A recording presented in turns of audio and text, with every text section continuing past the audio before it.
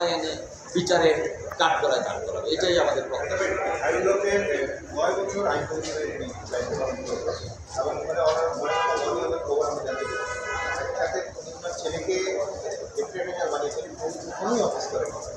এই যে এত অনিয়ম করেছেন তার বিরুদ্ধে আপনার তেমন কোনো অভিযোগ দেন নেই, কী প্রক্রিয়াটা?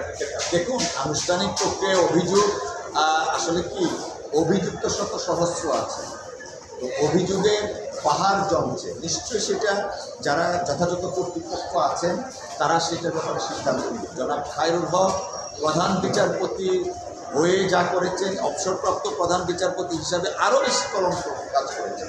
কারণ আইন কমিশনের মতো জায়গায় মাননীয় প্রধান বিচারপতিরা ইতিপূর্বে কখনো জানেন, অর্থাৎ ক্ষমতা এবং অর্থের লোভে পড়ে তিনি অবসরপ্রাপ্ত মাননীয় প্রধান বিচারপতি যারা বাংলাদেশে আছেন এখনো, তাদেরও সম্মানের হানি ঘটিয়েছে।